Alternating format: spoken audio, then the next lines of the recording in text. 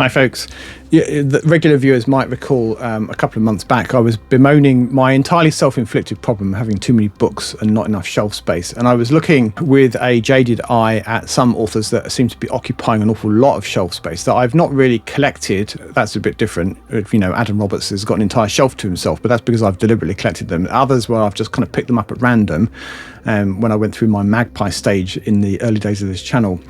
Less so, and many of them I've not read any of at all, or only one or two of them, and yet, you know, they're taking up feet of shelf space, or certainly inches. So I was trying to think through a way of evaluating their worth without having to read the whole bloody lot of them, because that would take a rather long time. So I guess you could say this is an exercise in increasing or improving the net quality of my collection, and less about the quantity, really. So an author that I was focused on was Poul Anderson. Until this last month, I'd only read one of his books, Tau Zero, which I did enjoy, so that's positive.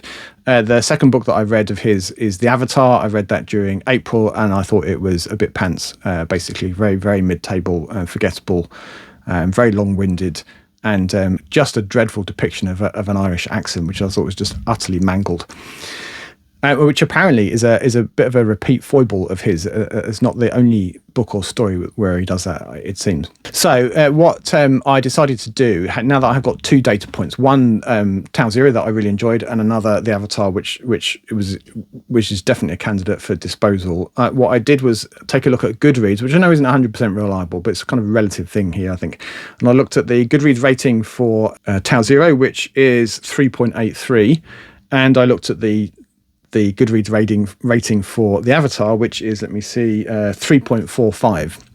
So what I decided to do was just take the average between those two, the high and the low point of my experiences so far with Poul Anderson.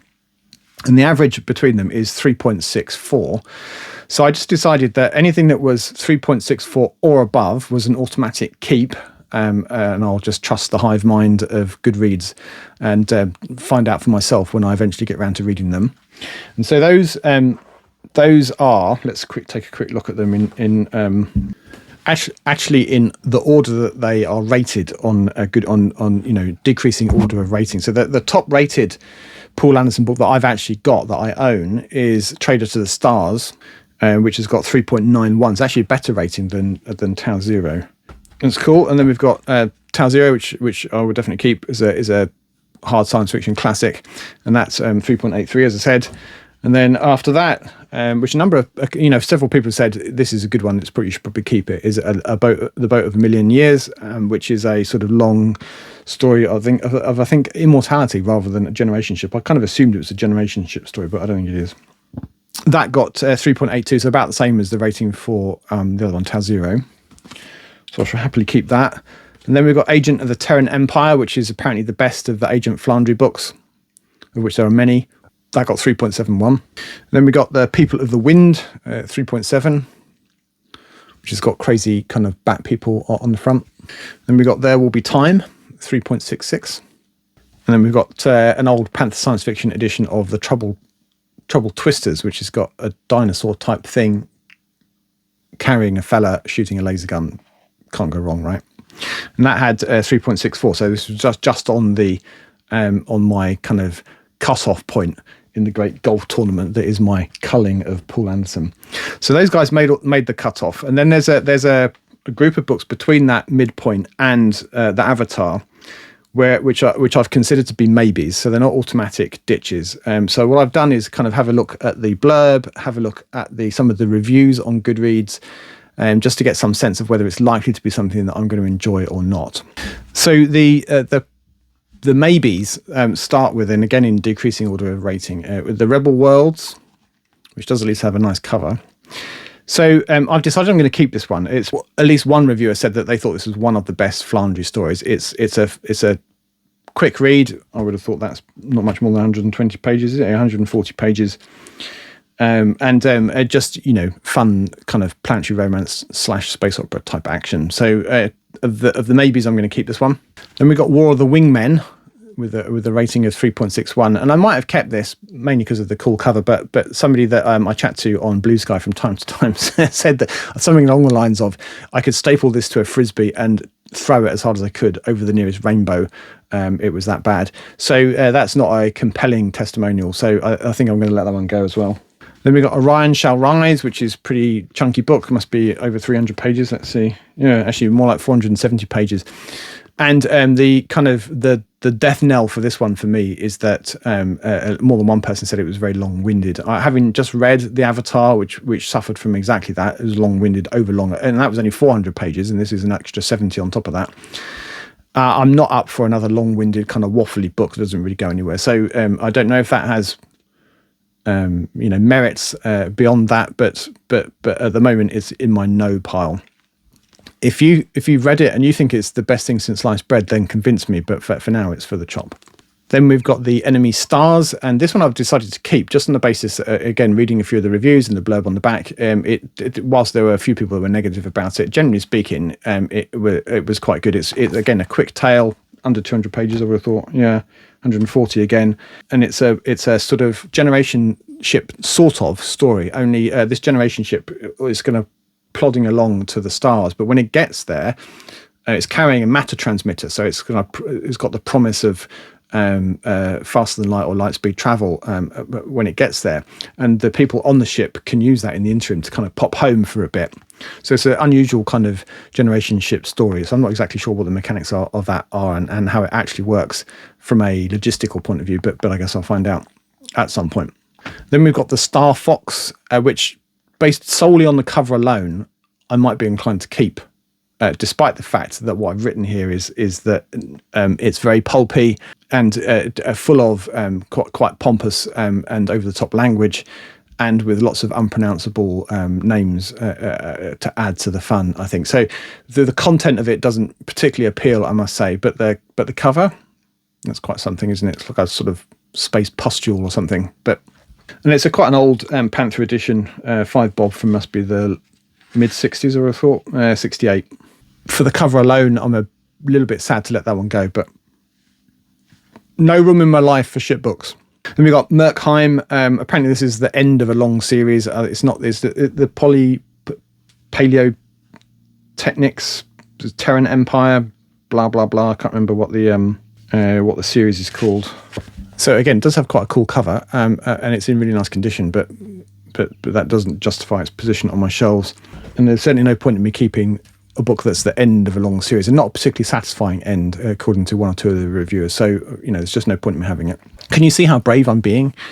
And then what have we got here? Midsummer Tempest was just a fat no. I haven't actually written why on my little spreadsheet here, but that's just a no. I mean, it's sailing close to the same rating as The Avatar. And based on kind of extrapolating from that, then I'm imagining this isn't going to work for me either. On the other hand, on the back here it says, the best writing he's done in years. His language is superb, worth buying for your permanent collection, says somebody. Oh, so okay, so this is a world we're in a parallel universe. There's an Earth where a twist of fate, a revolution, and a few early inventions have made a world quite unlike our own. It's a world where Cavaliers and Puritans battle with the aid of observation balloons and steam trains, and where Oberon and Titania join forces with King Arthur to resist the Industrial Revolution, and where the future meshes with the past in the shape of Valeria, a time traveller from New York. So it sounds like a sort of steampunk meets historical literary figures that come to life, and I'm just not sure that I've got the patience for that, so it's going to go. The Earth Book of Stormgate 1, so I think these are short stories, or I think there's 3 or 4 in there, set in one of his many created worlds. I forget which one. Again, I've only got a couple of the books that are set in that world, and so just no, I'm certainly not going to add to them, so I need to jettison this one. And then we've got Shield, which I think I'm going to keep, actually, despite having slightly counterintuitive, despite having the lowest rating of the books that are rated above The Avatar, which I thought was a bit crap.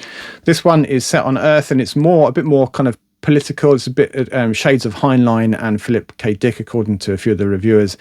And it's about a guy who comes back from a mission to Mars and finds that he's got the ability to resist all attempts to let's see, a device which enclosed the wearer in a force screen which absorbed all energies below a certain level. Light could come through the shield, but no weapon known to man could penetrate it. But from the moment that he returned, he was in deadly danger. His own country sent men to kill him to prevent the shield from falling into enemy hands. and so it's he's a fugitive. He's got to rely on his own resources and cunning to escape, etc., etc. So again, a quickish book, but it sounded all right to me actually. So despite its low rating, I'm going to keep that one. And then there's The Avatar, which I don't have to hand because it was on my list of books that I read in April, and that's on a different pile. But I'm going to bin that one once I've finished with the April recap. And then the books that were rated below that are just automatic no's. I haven't even bothered to look up whether I might fancy them or not, on the basis that the good people of Goodreads have rated them below a book that I thought was long-winded and a bit rubbish. Then I just don't care. So again, in decreasing order, those are Fire Time, Kinship with the Stars, Conquests, which I believe is short stories. I think it was published in the US as 7 Conquests or The 7 Conquests. And then you got The Merman's Children and The Winter of the World, The Byworlder, which does have a wacky cover. And what have we got here? Circus of Hells, which has got like a robot pterodactyl and an astronaut. So it's tempting to keep that for that reason alone. But space is at a premium, so I can't hold copies for that reason alone, I don't think. And then, slightly to my disappointment, the book with the lowest rating, with 3.09, which is kind of in the toilet really from a Goodreads point of view, is Poul Anderson, Virgin Planet. And this tells a story of a guy that visits a planet which is populated only by women, and who, of course, are all sexually desperate for this one man. He's going to be a busy bee. But unfortunately, that isn't apparently how the plot pans out. Otherwise, I might have kept it. He emerged from the ship to find himself roped and captured by a beautiful redhead, of course she was, mounted on a strange bird-like creature. That was the first shock. The second was to realise that this world of women looked on him as a monster. For while the women of Atlantis had waited for the coming of the men, capital M, they were certain that this creature who landed on their planet could not possibly be a man. Not even a very titillating cover, so I think that one can go. So I don't know if that was an efficient way to reduce my Poul Anderson collection, or a foolhardy exercise. I don't know. Like I say, if you've seen any of those, and you've been around for a while and you know the kind of thing that I like, if you really think that I might like it, then shout, let me know if I'm doing something stupid. So of the 25 Poul Anderson books that I've started with, I think I'm going to be passing on 15 of them. So I'm keeping 10. So it's not like I'm winnowing it out completely. And there are a couple that I don't have that if I see them, I'll get them. I think the one that springs to mind is High Crusade, which tells a story of a spaceship that lands in medieval Europe and it gets immediately taken over by the local feudal lord, and then humans in space, and they outbreed the aliens that provided the ship in the first place. And then there's a sort of interstellar empire modelled on feudal Europe, which ensues, and apparently that's quite a romp. So that I wouldn't mind getting, and that has quite a consistently high rating as well. At the risk of adding to my shelves, let me know if there's any other Poul Anderson books that weren't in that 25 that you really think I should have.